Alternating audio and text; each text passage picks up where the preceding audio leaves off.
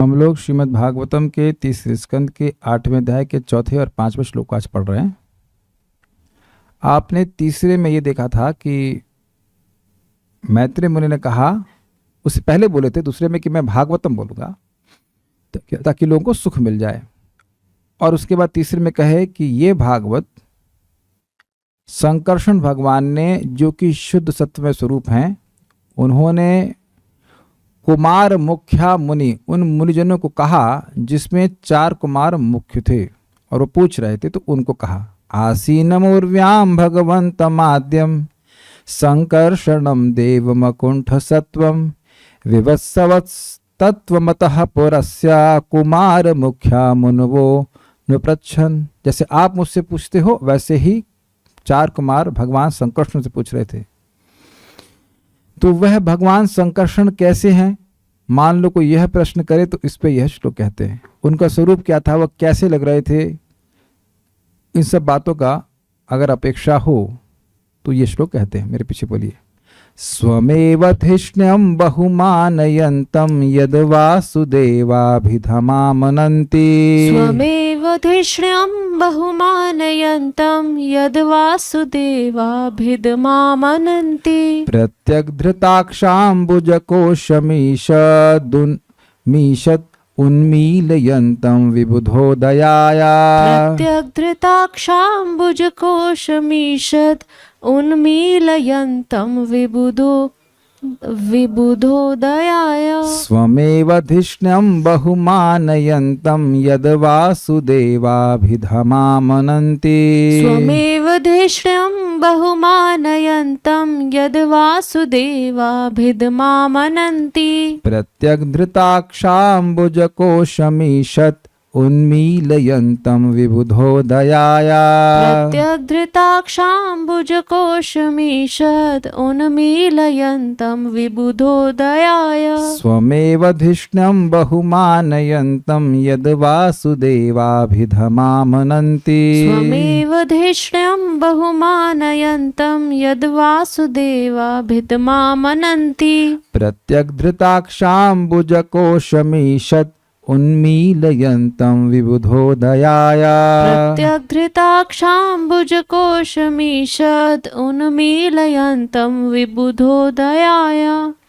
स्वमेव धिष्ण्यं बहुमानयन्तं यद् वासुदेवाभिधमामनन्ति। स्वमेव धिष्ण्यं बहुमानयन्तं यद् वासुदेवाभिधमामनन्ति। प्रत्यग्धृताक्षाम्बुजकोशमीषद् उन्मीलयन्तं विबुधोदयाय। प्रत्यग्धृताक्षाम्बुजकोशमीशम् उन्मीलयन्तं विबुधोदयाय। इससे पहले कि श्रीमद् भागवतम शुरू करूं, मुझे 2 फीडबैक बहुत अच्छे मिले। एक भक्त तो कहे कि भाई ये आपकी सांस भरने वाली टेक्निक से हमारा जब बहुत अच्छा हुआ, तो उससे हमें कथा सुनने में भी रुचि होने लगी। पहले वो बता रहे थे भक्त कि वो मतलब खाना बनाते समय कथा नहीं सुनते थे, मतलब ऐसा कुछ नहीं, इतना अच्छा नहीं होती थी। तो अब वह इच्छा जागृत होने लगी। दूसरे भक्त ने फीडबैक दिया कि शाम को कथा सुनते हैं तो उसका एकदम से प्रभाव ये पड़ा कि सुबह जप करने के लिए हम प्रेरित रहते हैं। तो देखिए, दोनों एक दूसरे के पूरक हैं, भगवत कथा और भगवान का नाम। नाम अच्छे से करेंगे तो कथा अच्छे समझ में आएगी, कथा में रुचि होगी तो आपको नाम में रुचि होगी। दोनों एक दूसरे के पूरक हैं। चलिए पढ़ते हैं इसको।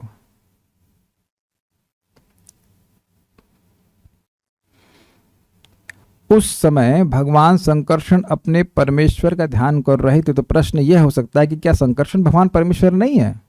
वो भी परमेश्वर है, लेकिन उनके भी परमेश्वर है वासुदेव। यस, जिन्हें विद्वत जन भगवान वासुदेव के रूप में सम्मान देते हैं। किंतु महान पंडित मुनियों की उन्नति के लिए उन्होंने अपने कमलवत नेत्रों को कुछ कुछ खोला और बोलना शुरू किया। स्वमेव धिष्णम, स्वयं मतलब अपने ही, धिष्णम मतलब आश्रय। संकर्षण देव के भी आश्रय। तो ये अनुवाद कैसे हुआ समझ में आया? बात किसकी चल रही है? संकर्षण भगवान की। तो स्वयमेव किसके ऊपर घटित होगा? संकर्षण भगवान के। स्वयमेव धिष्णम मतलब अपने आश्रय। तो यहाँ अपने आश्रय का मतलब हुआ संकर्षण देव के भी आश्रय। यत वासुदेवाभिधम, जिनका वासुदेव नाम से जिनका, यत मतलब जिनका और अभिधा मतलब होता है नाम, जिनका वासुदेव नाम आमनंती, पंडित जन कीर्तन करते हैं। उन परमानंद स्वरूप भगवान को अपने ध्यान पथ पे अनुभव करते हुए, ये पूरा सीक्वेंस होगा। आमनंती का मतलब है कि जिनको भगवान वासुदेव के नाम से पंडित जन जानते हैं, बस इतना। लेकिन अब आगे क्या कर रहे थे उसको भी जोड़ लेना होगा कि वह भगवान संकर्षण, भगवान वासुदेव पर ध्यान कर रहे थे, परमानंद की अनुभूति कर रहे थे और उनकी आंखें बंद थी। अब देखिए, समझ लेना होगा कि आंखें बंद थीं और बाह्य अनुसंधान नहीं था। अनुसंधान का मतलब अवेयरनेस, बाहर क्या चल रहा है यह नहीं पता था। जैसे हम लोग जब गहरी नींद, एक केवल अनुसंधान न होने के अर्थ में बता रहा हूं, जब हम गहरी नींद में होते हैं तो बाहर क्या चल रहा होता है हमको नहीं पता, लेकिन हम लोग बहुत सुख में नहीं होते हैं। तो यहाँ भगवान संकर्षण, भगवान वासुदेव का ध्यान करके इतने आनंद में मग्न थे कि बाह्य अनुसंधान नहीं था, बाहर क्या चल रहा है नहीं पता। और बहुमानयंतम, अत्यंत आदर पूर्वक सर्वोत्कृष्ट तत्व के रूप में उनकी पूजा कर रहे थे। इसका क्या मतलब है? देखिए, कोई वस्तु पे हम अपना मन लगाते हैं, कुछ समय के बाद मन वहां से अनमनस्क हो जाता है और फिर मन ढूंढता है अपने दूसरे आश्रय को। सबको समझ में आ रहा है बात? कहीं मन लगता है कुछ क्षण के लिए, फिर ना यहाँ कुछ नहीं, फिर लगा ना यहाँ कुछ नहीं, इससे कुछ श्रेष्ठ है क्या, क्या इससे कुछ श्रेष्ठ है क्या, क्या इससे कुछ श्रेष्ठ है क्या? यही तो परेशानी हमारी जगत में चल रही है। इसको भगवान ने भगवद गीता में क्या कहा है? लियम लब्ध्वा चापरम लाभम मन्यते नाधिकम ततः। ऑल्दो ये योगी के लिए कहा गया है कि जो उस स्थिति को प्राप्त करके, भगवत प्रेम की स्थिति को प्राप्त करके भगवान की सेवा करके इतना सुख मिलता है कि मन अन्यत्र कहीं नहीं जाता। तो अब खैर यहाँ पे तो Sankarshan audios of bad quality, is it for everyone? तो पहले काय को नहीं बोला? बोलने का अलाउड नहीं है ना, जूम पे म्यूट है। अच्छा, अभी ठीक है? Is it okay now? ये कुछ बोलना भी तो पड़ेगा ठीक है से पहले। आवाज कम होगी कि ठीक है? अभी सुनाई पड़ रहा है? यहाँ सब लोग लग रहा है कि कथा सुनते ही ध्यान मग्न हो गए और अपने ही आश्रय भगवान कृष्ण का स्मरण करते हुए नेत्र बंद करके सुन रहे लगता है। अरे कुछ आवाज में गड़बड़ है ना, सुनने ही आए हैं, आवाज गड़बड़ है और 15 मिनट के बाद, 10 मिनट के बाद बोल रहे हैं कि आवाज जो है, मतलब इतना अच्छा हम क्लास कर रहे हैं कि आवाज खराब हो तो भी मालूम चल रहा है। ठीक है, कोई कहते हैं कि इट इज गुड ओनली। अब गुड है ना, अब तो चेंज किया।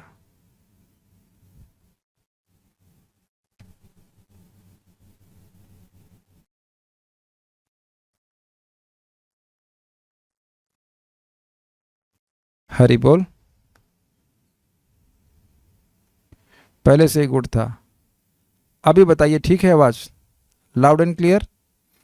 मैंने आवाज थोड़ा सा चेंज किया यहाँ पे, ठीक है? Okay fine.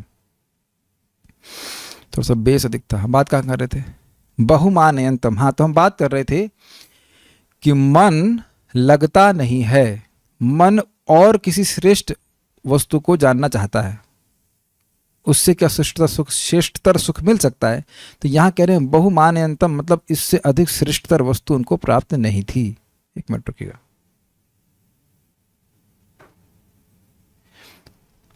तो भगवान पे ध्यान करके उनको अत्यंत सुख मिल रहा था, ये बात बोलते हैं। बहुमानतम, बहुत मानते हैं, मतलब उससे अधिक कुछ और नहीं मानते। अब कहते हैं विबुधो दयाया, अपने कृपावलोकन द्वारा सनत कुमार आदि के उत्थान हेतु उनको दयाया, मतलब समझ गए? दया के लिए, दया करने के लिए। विबुध मतलब ज्ञान देने के लिए, दयावश ज्ञान देने के लिए। प्रत्यक धृताक्षाम्बुज कोशम, इसका मतलब क्या है? इसको जरा शब्दार्थ से देखिए। वैसे तो यहाँ लिखा हुआ है अपने अंतर्मुखी नेत्र कमल को, लेकिन इसको हम जरा वापस यहाँ देखते हैं, शब्दार्थ में जाइए, तोड़ के प्रपात बताएं। प्रत्यक धृत अक्ष, भीतर झांकने के लिए टिकी आंखें। अंबुज कोशम मतलब कमल सदृश नेत्र। वापस इस पे आइए। प्रत्यक धृताक्ष, इसका मतलब है वह आंखें जो अंतर्मुखी थी, आंखें बंद किए हुए थे और उससे भगवान वासुदेव का ध्यान कर रहे थे, बाह्य वृत्ति आंखों की नहीं थी। अगर आपको नहीं समझ में आ रहा है तो कल सुबह जप में याद कर लेना। एक माला में हम लोग 10 बार आंख खोलते हैं, प्रयास किए ना, हरे कृष्ण हरे कृष्ण हरे कृष्ण हरे हरे। तो हम लोग क्या समझेंगे इसके? अंतर्मुखी नेत्र। अंतर्मुखी नेत्र बस तभी होते जब गहरी नींद आती है ना। ये कलयुग के लोग हैं, क्या कर सकते। ऐसा सुख मिले कि भाई आंख बंद किए और ऐसी हृदय में आनंद की अनुभूति हो रही कि आंखें खोलना नहीं चाहते हम लोग। तो ऐसी उनकी अवस्था थी, जिसे कह रहे हैं प्रत्यग धृताक्षाम्बुज। ये तो स्पष्ट समझ आ रहा है। अक्षाम्बुज कोशम का अर्थ हो गया कि वह आंखें जो कमल के समान थी, लेकिन उनकी वृत्ति क्या थी? अंतर्मुखी वृत्ति थी। नहीं तो हमने चर्चा करी है कि आंखें बाहर सुंदर सुंदर रूप या कोई भी रूप देखना चाहती हैं, कुछ नया दिखना चाहिए, इस तरह से उनको ईशित उन्मीलयन्तम, कुछ खोले। तो एक प्रश्न है कि जब बहुत आनंद में थे, बाह्य अनुसंधान नहीं कर रहे थे, तो खोले क्यों? तो यहाँ पे एक शब्द है विबुधो दयाया, दया करके अपने भक्तों पर। अब आंखें बंद करे रहेंगे तो मुनिजन कथा कैसे सुनेंगे? आप देख रहे हैं कि आंखों का बड़ा महत्व है कथा में। मान लीजिए आप उधर दीवार में देखें, आप इधर पर्दे को देखो, महावीर प्रभु उल्टा घूमकर खिड़की देखें, तो अब मैं किधर देखूं? आप लोग बताइए, है ना? आंखों का बड़ा महत्व है कि नहीं? मैं यहां भी सबको देख रहा हूं, जूम पे भी देखता हूं, तो लोग समझ नहीं पाते कथा करवाना के लिए कितना ज्यादा दान देना पड़ता है। सबसे बड़ा दान है अटेंशन का। If you don't give attention, who can speak anything for that matter. सहमत है? कोई विरोध तो नहीं है ना? भाई कुछ भक्त हैं बेचारे ऑफिस में रहते हैं तो अपना इधर फोन किनारे खिसका के सुन ले रहे हैं, ठीक है। सभी लोग ऐसा करेंगे तो बताइए मैं कैसे बोल पाऊंगा? भगवान भी आके तभी खोल रहे जब देख रहे हैं कि मतलब उनको अवेयरनेस तो उनको है ही कि वह मुनिजन जो है वह कथा सुनने के लिए आग्रही, कितनी दूर से आए हैं, ब्रह्मलोक से। अभी आगे अगले श्लोक में आएगा, भीगते भीगते आए हैं पाताल लोक में। भीगते भीगते क्यों कहते हैं? अभी देखिएगा अगले श्लोक में। स्वमेव धिष्णम बहुमानयंतम, अपने ही आश्रय जिनको बहुत मान दे रहे थे, सर्वोत्कृष्ट परम आराध्य के रूप में मान रहे थे, जिनको यद वासुदेव अभिधामनंती, जिनको वासुदेव नाम से विद्वान जन मानते हैं, जानते हैं, बुलाते हैं, ऐसे भगवान संकर्षण जिनकी प्रत्येक धृताक्षाम भुजकोशम ईशत, अंतर्मुखी नेत्रों को, नेत्र मतलब कमल नेत्रों को थोड़ा सा उन्मीलयन्तम, थोड़ा सा खोले, मतलब आंखें बंद है, धीरे धीरे करके खोले, पूरा भी नहीं खोले, आधा खोले कह सकते हैं, क्योंकि लिखा है ईशित उन्मीलयन्तम, चक्षुर उन्मीलयंत। आंखें बंद थी, आंखें खोल दी, आंखें पूरा ऐसे करके, अरे आप आए क्या, ऐसा करके नहीं, ऐसे नहीं, हल्का सा खोले। भगवान कैसे कृपा कटाक्ष है, किस लिए खोले? विबुधो दयाया, उन पर दया करने के लिए। इसमें लिखा ना विबुध उदयाया, अत्यंत विद्वान ऋषियों की प्रगति के लिए। विबुध मतलब विशेष रूप से जो बुद्धिमान है, उन पर दया करने के लिए। श्रीधरी, एक इंटरेस्टिंग बात है, कोई चल कर भगवान के पास आता है, कुछ इच्छा लेके आता है, तो भगवान उसको नेग्लेक्ट नहीं करते हैं। यद्यपि भगवान अपने आनंद में मग्न थे, फिर भी अपने भक्तों को देखने के लिए आंखें खोले। इस बात को थोड़ा समझ लीजिएगा, हम लोग पहले भी सुने हैं इस बात को। भगवान कृपा के समुद्र हैं, लेकिन जब भक्त भगवान के सामने जाता है तब क्या होता है? उस कृपा के समुद्र में लहरें आने लगती हैं। पता नहीं आप लोगों को कभी किसी से ऐसा अनुभव हुआ कि जिससे हम प्रेम करते हैं, उसको देखकर ही अफेक्शन उमड़ने लगता है। माता जी लोग जरूर समझ सकती हैं, अपने बच्चों को देखकर के ऐसा वात्सल्य आने लग जाता है। अनलेस दे आर लाइक, बच्चे अगर छोटे रहते तब तो ऐसा होता ही है।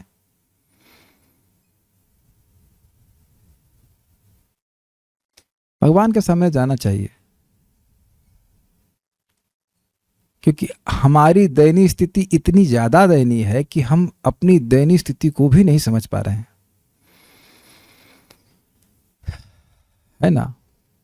कोई पागल होता है, वो कचरा खा रहा होता है, कचरे से उठा रहा होता है, वह नहीं सोचता है कि उसकी कितनी दयनीय स्थिति है। हम लोग समझ पाते हैं ना उसकी हंसी का या उसके रोने का क्या मतलब है। तो भगवान के सामने जाने से बहुत बड़ा प्रभाव पड़ता है, भगवान के कृपा दृष्टि पड़ती है, जैसे यहाँ पे पड़ रही है। श्रीधरी, भगवान संकर्षण, स्पेलिंग मिस्टेक है, संकर्षण की ही विशेषता इस श्लोक में बतलाई जा रही है। अपने आश्रयभूत परमानंद स्वरूप भगवान वासुदेव का ध्यान में अनुभव करके बहुमान यंतम अर्थात अत्यंत आदर पूर्वक सर्वोत्कृष्ट तत्व के रूप में उनकी पूजा करते हुए उनकी नेत्र कलिका अंतर्मुखी हो गई थी। उन दोनों नेत्रों को थोड़ा सा खोलकर सनत कुमार आदि ऋषियों को आनंदित करते हुए वे देखे। बिल्कुल स्पष्ट है, क्या नहीं समझाया, बस रिवाइज करा दिया सारा दर्शन। इस श्लोक में भगवान संकर्षण का वर्णन है। उन्होंने स्वदुष्टम अर्थात अपने उन आश्रय तत्व भगवान की सर्वोच्चतम आराधना की, जिन्हें बुद्धिमान जन वासुदेव के रूप में पूजते हैं, तथा ऋषियों को लाभ पहुंचाने हेतु वासुदेव के रूप माधुरी का आनंद अनुभव में अंतर्मुख अपने नेत्रों को किंचित खोला। बस यही टीका है। अब एक इंटरेस्टिंग बात है कि जिस आनंद में वे निमज्जित हैं उसको रोककर अपने भक्तों पे दया किए।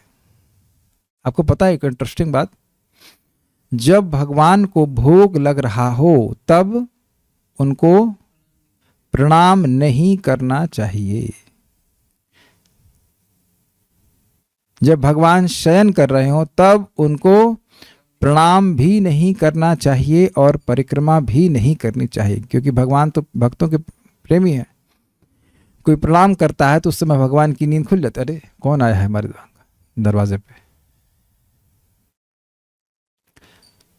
तो मैं यहाँ की बात क्यों आ गई? हम इस बात को बोल रहे थे कि भगवान अपने आनंद में मग्न है, लेकिन अपने उस आनंद के बाहर आकर के वह बाहर आए हैं ताकि वह सनत कुमार आदि को उपदेश देते।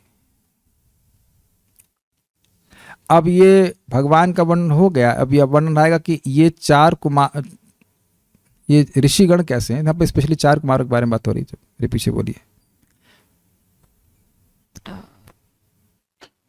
स्वर्धुन्युदाद्रैः स्वजटा कलापैर उपस्पृशन्तश्चरणोपधानम्। स्वर्धुन्युदार्द्रैः स्वजटाकलापैरूपस्पृशन्तश्चरणोपधानम्। पद्मं यदर्चन्त्य हि राजकन्याः सप्रेम नाना बलिभिर्वरार्थाः। पद्मं यदर्चन्त्य हि राजकन्याः सप्रेम नाना बलिभिर्वरार्थाः।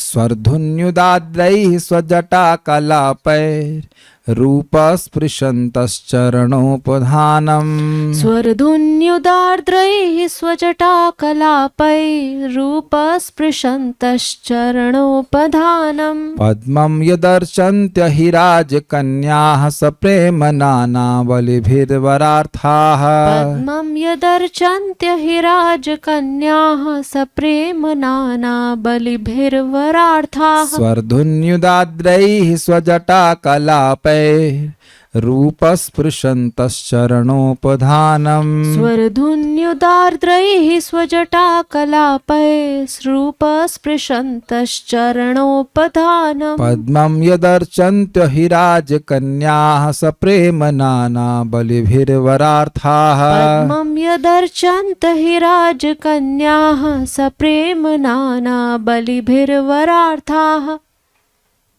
स्वर्धुन्युदार्द्रैः स्वजटाकलापैरूपस्पृशन्तश्चरणोपधानम्। स्वर्धुन्युदाद्रैः स्वजटाकलापैरूपस्पृशन्तश्चरणोपधानम्। पद्मं यदर्चन्त्य हि राजकन्याः सप्रेम नाना बलिभिर्वरार्थाः। पद्मं यदर्चन्त्य हि राजकन्याः सप्रेम नाना बलिभिर्वरार्थाः। चूंकि मुनिगण गंगा नदी के माध्यम से उच्चतर लोकों से निम्नतर भाग में आए थे, फलस्वरूप उनके सिर के बाल भीगे हुए थे। उन्होंने भगवान के उन चरण कमलों का स्पर्श किया जिनकी पूजा नागराज की कन्याओं द्वारा अच्छे पति की कामना से विविध सामग्री द्वारा की जाती है।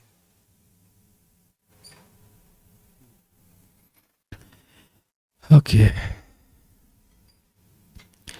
यत चरणोपधानम, जिन चरण कमलों के पद्म, उपधानम, एक मिनट रुकिए, हाँ, जहां पे चरण रखे हुए थे भगवान संकर्षण ने, वो उस स्थान को कमल से तुलना की जा रही है। मतलब बेसिकली भगवान के चरण कमल की बात करना है। वरार्थ, वर मतलब होता है वर वधु वाला वर, वर मतलब पति, पति प्राप्ति की कामना से अहिराज कन्या, अहि मतलब होता है सर्प, नाग राजाओं की कन्याएं सप्रेम नाना बलि भी अर्चंती, प्रेम सहित बहुत प्रकार के उपहारों द्वारा पूजा करती हैं। ये समझ में आई लाइन का मतलब? जिन संकर्षण भगवान के चरण कमलों की पूजा विभिन्न प्रकार के उपहारों के द्वारा नाग कन्याएं करती हैं ताकि उन्हें सुंदर पति, अच्छा पति प्राप्त हो। उन चरण कमलों में स्वरधुन्युदाद्रैः, स्वरधुनि उद प्लस आद्रई, शब्दार्थ देखिए तो उसमें क्लियर प्रपात के, स्वरधुनि उद, उद मतलब होता है जल, स्वरधुनि मतलब गंगा जी, स्वरधुनि उद मतलब गंगा जी के जल से, और आद्रही मतलब भीगे हुए। समझा? गंगा जी के जल से सिक्त अर्थात भीगे हुए, स्वजटा कलाप है, जिनकी जटाएं हो गई थीं, मतलब गंगा जी के जल से उनकी जटाएं भीग गई थी। अब प्रश्न होगा, अरे हमने तो फोटो में ये देखा है कि 5 साल के बच्चे और खाली शिखा रखते हैं और जटा नहीं है, वो तो फोटो में दिखाया गया है, बात सही है। प्रश्न आ जाएगा, कल तो दिखा रहे थे कि बच्चों के बाल बहुत लंबे लंबे नहीं थे। तो अब प्रश्न यह भी आ सकता है कि भाई केवल 4 कुमार ही नहीं थे, अन्य ऋषिगण भी थे, तो उनके कपड़े भले उनके जटाएं नहीं हैं, लेकिन जो अन्य ऋषि हैं उनकी जटाएं हैं तो वह भीगी हुई हैं। देखिए यही है लाभ साथ में पढ़ने का। अगर ऐसे पढ़ लिए होते तुम लोग हमें बोल भी देते, हाँ तो 4 कुमार आए थे और गंगा जी के द्वारा आए थे, उनके बाल भीगे हुए थे, लेकिन विचार ही नहीं करेंगे कि बाल थे कि नहीं थे। तो अब ये कहना मुश्किल, लेकिन ये पॉइंट ऑफ डिस्कशन इतना है नहीं कि उनकी जटा है कि नहीं, लेकिन हम लोग अज्यूम यही करते हैं कि उनकी बाल नहीं है। बाल नहीं मतलब शिखा रखते हैं, तो शिखा तो भीगी थी ना तो शिखा तो भीग जाती है ना भाई। तो क्या शिखा एक ही बाल होता है? ये कहते हैं कि बाल का गुच्छा, अरे शिखा एक बाल होता है, किसी का एक बाल होगा तो शिखा कहेंगे आप? वो भी बालों का अच्छा होता है। आपने देखा नहीं, इस्कॉन ब्रह्मचारी हैं, कुछ है मोटा मोटा, इतना मोटा मोटा गुच्छा रखते हैं, तो जिसका भाग्य है उस प्रकार का गुच्छा रखता है वो। तो ऐसा ही मान सकते हैं कि उनके वो शिखा भीगी हुई थी। उपस्पृशंता, प्रणाम करते हुए जिज्ञासा की, मतलब उनको स्पर्श किए और प्रणाम किए। श्लोक देखिए, स्वरधुन्य उदाद्रहि, स्वरधुनि अर्थात गंगा जी के जल से भीगे हुए, स्वजटा कलापई, जिनकी बाल भीगे हुए थे, उपस्पृशंतः, स्पर्श किए, प्रणाम किए, चरणोपधानम, भगवान के चरण के जिस चरण को, जहाँ पे चरण गद्दी कहना चाहिए, जहाँ पे चरण रखे थे उस स्थान को प्रणाम किए। पद्मम मतलब वह कमल स्वरूप था। यद अर्चंत अहिराज कन्या, जिसकी अर्चना नाग कन्याएं करती हैं। कैसे करती हैं? सप्रेम, प्रेम के साथ करती हैं। नाना बलभीर, और विभिन्न प्रकार के उपहारों द्वारा करती हैं। क्यों करती हैं? वरार्था, सुंदर पति या अच्छा पति प्राप्त करने के लिए करती हैं। ऐसे भगवान संकर्षण को इन मुनिगणों ने प्रणाम किया। श्रीधरी, मुनियों की विशेषता 1.5 श्लोकों में बतलाई गई है। इस श्लोक का आधा और फिर अगला। श्रीमद् भागवतम का श्रवण करने के लिए सत्यलोक से पाताल लोक में आए हुए सनकादिक महर्षियों के सिर गंगा जी के जल से भीगा था, क्योंकि वे गंगा के बीच से ही आ रहे थे। संकर्षण भगवान जिस पर लेकिन रुकिए समझ लीजिएगा इस बात को। बात ये हुई है कि गंगा जी तीनों लोकों में बहती हैं, तो ये इंटरप्लानेटरी सिस्टम जो ट्रैवल करने के लिए ये गंगा जी के सहारे होते हुए। अब आप एक विचार कीजिए, बहुत महत्वपूर्ण विचार है। जो आजकल के तथाकथित साइंटिस्ट हैं वो क्या इस बात पे विश्वास करेंगे कि मतलब अब स्वर्ग लोक, पहली बात तो मालूम ही नहीं करेंगे कि स्वर्ग लोक है कि नहीं, विश्वास नहीं कर पाएंगे। और स्वर्ग लोक से यहाँ गंगा जी बह करके आ रही, कोई विश्वास करेगा? कोई बोलेगा कि भाई ये मंगल ग्रह से या जो भी वहाँ से यहाँ पे एक पानी की नदी आ रही है, कौन विश्वास कर सकता है? तो देखिए इस समय लोगों की दृष्टि बहुत ग्रॉस है, स्थूल है, वो स्थूल चीजों को ही देखते हैं। कैसे गंगा जी स्वर्ग में बह रही हैं, किस रूप में बह रही हैं, कौन समझ रहा है? यहाँ पे नहीं समझ रहा। तो वह सूक्ष्म रूप से कैसे आ रही, कुछ हम लोग किसी भी तरह से अपनी बुद्धि से नहीं समझ सकते हैं। जब स्वर्ग के देवता यहाँ सामने भी हों तब भी हम नहीं देख सकते, तो कैसे समझेंगे? तो अपनी छोटी सी बुद्धि से शास्त्रों को गलत कहने का अधिकार उन्हें कैसे प्राप्त हो जाता है? वो जानते ही क्या है। इसलिए इन सारे वचनों को यथावत ही स्वीकार करना होगा। जैसे ही किसी ने इसमें माइथोलॉजी का आरोपण किया तो खत्म उसकी भागवत स्टडी। और ऐसी बातों को सुनना भी नहीं चाहिए। मैं इसलिए बोल रहा हूं क्योंकि अब भक्त लोग तो ऐसा नहीं मानेंगे, लेकिन लोग आजकल बहुत सारी बातें इधर उधर सुनते रहते हैं। और अब पता नहीं आप लोग उससे कितना रिलेट कर पा रहे हैं। हम लोग एक व्यक्तोपासना में लगे रहते हैं।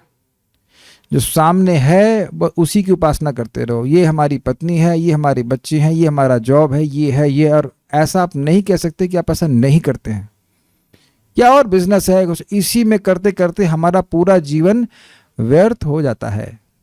श्रीमद् भागवतम सुन रहे हैं तो इस समय आप लोग कहाँ हैं? इस समय हम लोग हैं पाताल लोक में हैं। इस समय हम लोग पहुंच गए पाताल लोक में, जहां भगवान संकर्षण है, जहां मुनिगण हैं। समझ में आई कि नहीं आई बात? We are where our consciousness is. अगर आप ध्यान पूर्वक श्रवण कर रहे हो तो आप वहीं पे हैं। चित्त गया ना वहां पे। कुछ समय के लिए तो इस व्यक्त उपासना से बाहर आए ना, और इसके द्वारा सहज रूप से व्यक्ति को वैराग्य हो जाता है। ये हमारा स्पॉट लाइफ प्रपात कहते हैं। Spot life is not all and all. Spot life समझते हैं, कुछ एक क्षण का जीवन है। उससे बाहर निकल के थोड़ा सोचना चाहिए कि क्या चल रहा है, कितना महत्वपूर्ण है श्रीमद् भागवतम। ये चार कुमार तो हमसे अधिक सिद्धियों को रखते हैं ना, हम कई गुना अधिक सिद्धियां रखते हैं। वह भी कह लेते कि हम कुछ और महत्वपूर्ण कार्य कर रहे हैं। श्रीमद् भागवतम को सुनने के लिए सत्य लोक से ये पाताल लोक, डिस्टेंस ही नहीं मेजर कर पाएंगे हम लोग आए। इनकंसीवेबल। कितना महत्व दे रहे हैं उसको। संकर्षण भगवान जिस पर चरण रखते थे उस कमल को उन लोगों ने नमस्कार किया। उस कमल की विशेषता बतलाते हुए मैत्रेय महर्षि ने कहा कि उस कमल की पूजा नागराज की कुमारियां अपने मनोनुकूल पति को प्राप्त करने के लिए अनेक प्रकार के उपहारों से प्रेम पूर्वक किया करती थी। बिल्कुल स्पष्ट है। मैं फिर कहूंगा, बस 4 ही पेज बाकी, तो वो ज्यादा नहीं बोलना है। रोज सुनते सुनते आप अपना विवेक स्वयं जागृत कर लें कि जरूर ये डिस्कशंस बहुत महत्वपूर्ण होंगे। और कुछ समय के लिए ही, क्योंकि आप जानते हैं 1 घंटे से ऊपर हम कभी नहीं बोलते, कभी रेयर, कभी हम बोल भी नहीं सकते, यहाँ पे लाउड भी नहीं है। तो क्या हम अपने जीवन से 1 घंटा भी भगवान के लिए ठीक से नहीं निकाल सकते हैं? और एक्चुअली भगवान के लिए नहीं, ये हमारे खुद के लाभ के लिए। जैसे आपने सुना विबुध दयाया। अब 4 कुमारों को क्या दया की जरूरत है, पहले ये बता दीजिए। वो तो सब पे दया करने वाले हैं, उन्हें क्या दया की जरूरत है? Do they need mercy? वो अब संप्रदाय के आचार्य हैं। इन दैट सेंस वो पूरे सेल्फ रियलाइज्ड हैं, और वह कितने मनोयोग से, कितने आदर भाव से श्रीमद् भागवतम का श्रवण कर रहे हैं। विचार कर लीजिएगा। तात्पर्य ये दया करके ही मैत्रेय मुनि हम लोग बोल रहे हैं, नहीं तो हम उसी प्रयास में लगे रहते, सुख की प्राप्ति में दुख की, सुख की प्राप्ति के प्रयास में केवल दुख लाभ करते रहते। तात्पर्य गंगा का जल सीधे विष्णु के चरण कमलों से प्रवाहित होता है, और उसका मार्ग ब्रह्मांड के उच्चतम लोक से लेकर निम्नतम लोक तक जाता है। मुनिगण प्रवाहित जल का लाभ उठाकर सत्यलोक से नीचे आए। परिवहन की यह विधि योग शक्ति से संभव हो सकी। ऐसा प्रभुपाद समझाते हैं, कुछ योगी होते हैं कि वो एक बार स्नान करेंगे कहाँ पे, गंगा सागर में, कलकत्ता के आगे जाके है, और एक स्नान करेंगे, शाम का स्नान करेंगे प्रयागराज में। कुछ सिस्टम होता है कि वे नदी की धारा से ट्रैवल कर लेते हैं। यदि कोई नदी हजारों मील तक प्रवाहित होती है तो पूर्ण योगी इसके जल में केवल डुबकी लगाकर एक स्थान से दूसरे स्थान पर तुरंत पहुंच सकता है। ऐसा हुआ है। श्रीपाद रामानुजाचार्य वह भी इस तरफ थे, नॉर्थ इंडिया में कहीं थे, और उनको जान से मारने का प्रयास किया गया तो भगवान नारायण ने उनको बचाया, और अगले दिन सुबह देखते हैं तो रंगनाथ जी पहुंच जाते साउथ इंडिया में एक ही दिन में। ठीक है, तो गंगा ही एकमात्र ऐसी नदी है जो समूचे ब्रह्मांड में प्रवाहित होती है, और मुनिगण इस पवित्र नदी के माध्यम से ब्रह्मांड भर में यात्रा करते हैं। यह कथन कि उनके बाल गीले थे, यह सूचित करता है कि विष्णु के चरण कमल से सीधे निकले जल यानी गंगा से ही बाल गीले थे। स्पष्ट है। जो भी व्यक्ति अपने सिर से गंगा जल का स्पर्श करता है वह प्रत्यक्ष रूप से भगवान के चरण कमलों का स्पर्श करता है और संपूर्ण पाप कृत्यों के फलों से मुक्त हो जाता है। निवेदन है भक्तों से कि अगर हो सके तो घर में गंगा जल जरूर रखें और उसी से तिलक लगाएं अगर आप लगाते हों। अब भूल ना गए हो कि तिलक भी लगाना होता है। तो कहेंगे प्रभु हम तो नौकरी करने जाते हैं। अब देखिए बात इसकी नहीं है। अगर आपको पता है कि नहीं पता, तिलक लगा के भजन करने से 1000 गुना लाभ मिलता है। तब कहीं प्रभु जी हम जब जप करते तो नहा ही नहीं पाते हैं, तो फिर अब क्या कर सकते हैं, रात में लगा लीजिए ताकि आपका सुबह वाला जो है लगा रहे। और पुरुष लोग जो नौकरी करने जाते हैं तो कम से कम 11 स्थान पे तो तिलक लगा सकते हैं, 12 पता ही होगा 12 स्थान पे लगाते हैं, तो यहाँ वाले पे आप गंगा जल लगा दीजिए, ओम केशवाय नमः करके तिलक लगा लीजिए ऑफिस जाते समय, बहुत बड़ा रक्षा होती है। देख रहे हैं कि आप लोगों को ये दिखाई पड़ रहा है सबको कि हमें कितने बड़े बड़े सूत्र मिल रहे हैं। आप गंगा जल नहीं लगा रहे हैं, सीधे भगवान विष्णु के चरणों को अपने मस्तक पर रख रहे हैं, ये कह रहे हैं यहाँ पे। इसीलिए तो प्रभुपाद जी कहते थे कि मेरी सबसे बड़ी कंप्लेन है, एक ही कंप्लेन है कि मेरे शिष्य मेरी पुस्तकें नहीं पढ़ते, क्योंकि प्रभुपाद इतने गंभीर रहस्य बता रहे हैं। We must understand that I am ignorant, मैं अंधकार में हूं, मुझे नहीं पता। गंगा जल लिया, लोग भक्त बोलते हैं, भाई भक्त बोल रहे हैं। मैं कुछ भक्तों के संग स्नान करने गया, गंगा जी में स्नान कर रहे हैं और कहते हैं मानो तो गंगा और मानो तो पानी। कम ऑन, सब आपके मानने पे ही हो गया, आप ब्रह्मा हो गए, सब कुछ आपके मानने पर निर्भर करता है। मानो तो मिर्ची और मानो तो गुलाब जामुन, बोल सकते हैं आप, बोलते हैं ऐसा, मानो मानो मानो गुलाब जामुन दे रहे हो, दो उसको 6 मिर्ची दो, मानो तुम उसको मानो, मान्यता करो कि ये गुलाब जामुन ही है और खाओ उसको। तो ये दिखाता है कि शास्त्र श्रद्धा का एकदम नितांत अभाव है। कितनी सुंदर बात यहां सीखने को मिल रही है। तो कोई अगली बार हरिद्वार जाए या कहीं से भी आपको मिले तो आप जरूर लेकर के। हमारे घर में तो हम प्रतिदिन गंगा जल से ही तिलक करते हैं। I don't speak things which I can not practice.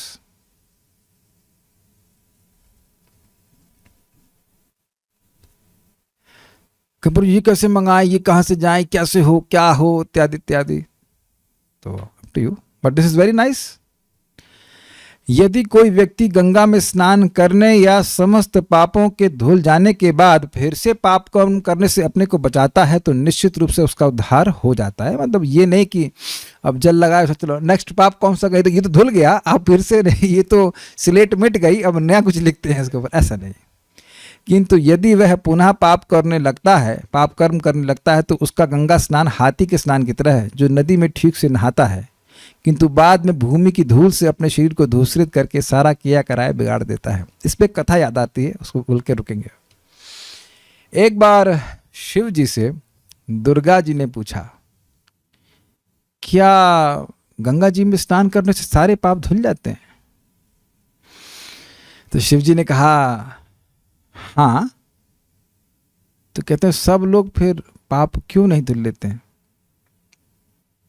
मैंने कहा ठीक है। तो शिव जी एक बीमार व्यक्ति के रूप में हो गए और वह गंगा जी के पास में ही कोई कहीं थोड़ा सा मतलब स्थान था, वहाँ कीचड़ होता, वहाँ वो गिरे पड़े हुए थे। तो और दुर्गा जी जो है उनकी पत्नी थी और पत्नी के रूप में थी। तो वहाँ सब लोग गंगा स्नान करने जा रहे थे। तो वो बोली कि हमारे पति को सहायता कर दीजिए, ये बड़े बीमार हो गए हैं, ये कीचड़ में गिर गए हैं, इनको उठा लीजिए, उठाने में सहायता कर दीजिए। कहा ठीक है। जैसे आगे बढ़ते कि कहते हैं देखिए आप सहायता करेंगे लेकिन सारे पाप आप पर लग जाएंगे।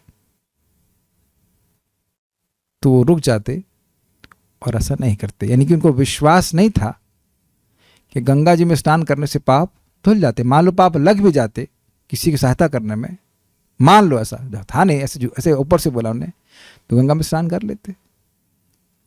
अब एक व्यक्ति लौट के में जा ही रहा था, वो क्या कहते हैं उसको, गाय चराने वाला था। तो वो बोली कि सहायता कर सकते? कहते हाँ हाँ क्यों नहीं करते। अरे इससे आपको बहुत बड़ा पाप लगेगा। पाप लगेगा तो क्या दिक्कत है, अगर पाप लगता भी है सहायता करने में तो मैं गंगा जी में स्नान कर लूंगा और मेरे सारे पाप धुल जाएंगे। लेकिन ध्यान दीजिएगा कि ये पाप ये वो केस नहीं बनेगा जो प्रभात बोल रहे हैं। यहां हम इसलिए खाता सुना है कि गंगा जी पे विश्वास था उस व्यक्ति का, उस अर्थ में उस अपने लिए कोई पाप नहीं कर रहा था, वो तो ख्याल ऐसे ही बोल रहे थे। शिव जी उनको परीक्षा ले रहे थे, कह रहे थे बात यह कि लोगों को विश्वास नहीं है और अविश्वास से अपराध हो जाता है। कुछ समझ रहे हैं बात? यही चीज भगवान के नाम के ऊपर घटित होती है कि लोग अविश्वास करते हैं तो नाम की पूरी कृपा उस व्यक्ति को नहीं मिलती है। यानी हाँ पॉइंट यहाँ पे आ रहा है, एटीट्यूड ये नहीं होना चाहिए कि हम नाम के बल पर या गंगा जी के बल पर पाप करेंगे। अब समझते हो इस बातों को? अब एक प्रश्न क्या है, कुछ करना चाहते हैं? भगवान संकर्षण पाताल लोक में रहते हैं तो फिर क्यों पाताल लोक को अच्छा नहीं माना जाता है? अच्छा तो आप जाइए पाताल लोक।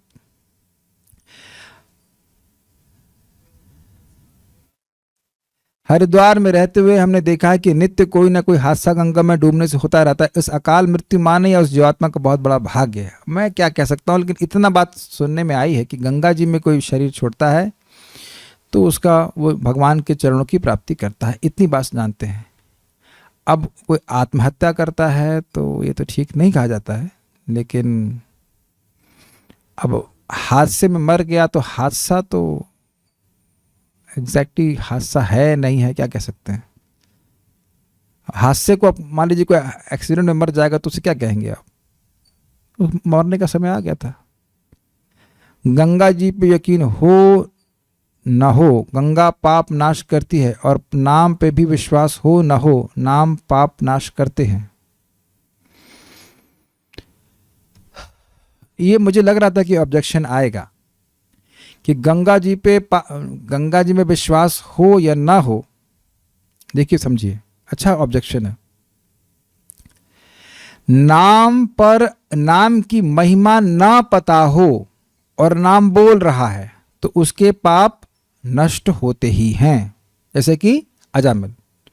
लेकिन अगर कोई नाम के प्रति अपराध कर रहा है, अरे यार क्या बोल रहे हो तुम, एक नाम से अनंत जन के पाप, हाँ, संभल के बोलो तुम।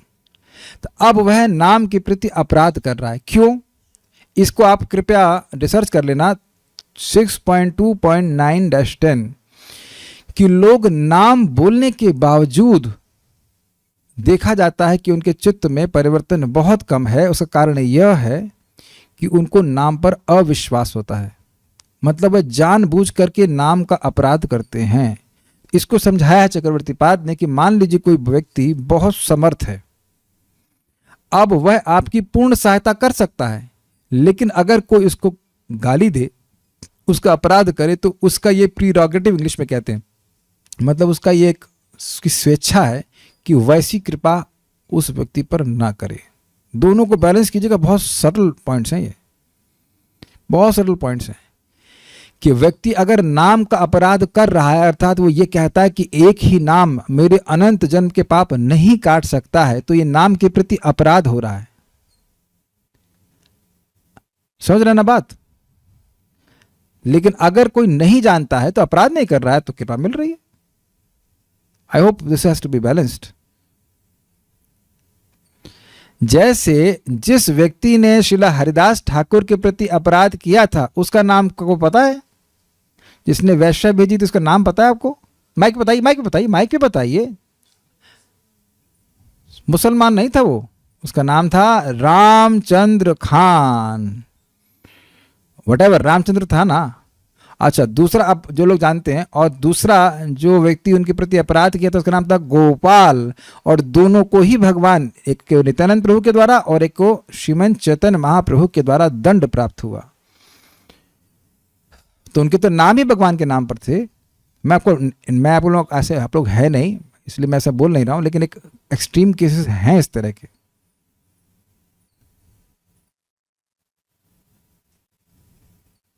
गंगा जी के किनारे जाकर कोई स्नान ना करे और आचमन कर ले, बहुत अच्छी बात है, बहुत अच्छी बात है.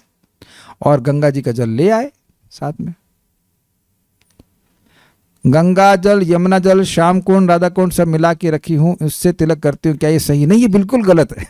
ये कोई प्रश्न है? इतने पवित्र जल है उनसे तिलक करती, इसमें सही है का प्रश्न क्या है? सही ही है, क्या दिक्कत है?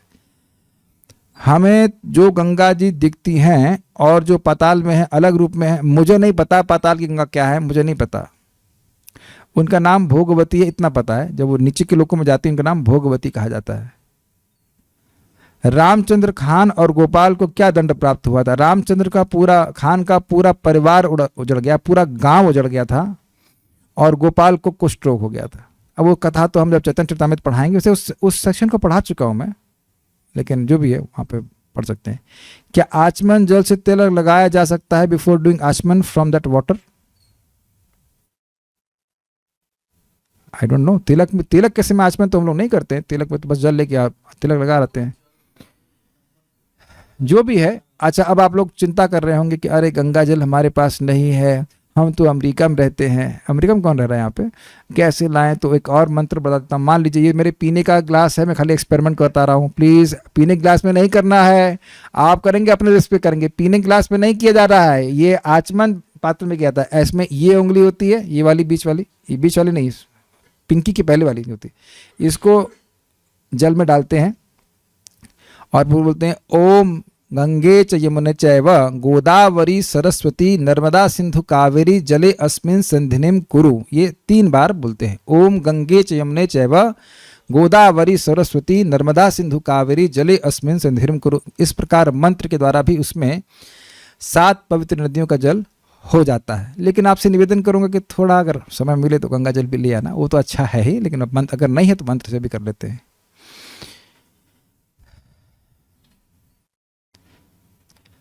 अच्छा, taking bath in Ganga is difficult then chanting name, so most easy is holy name. ये देखिए, इस पे कोई झगड़ा नहीं है, इस पे कोई झगड़ा नहीं है कि गंगा जी में स्नान करने से आसान भगवान का नाम उच्चारण करना. ये कोई झगड़े की बात नहीं है.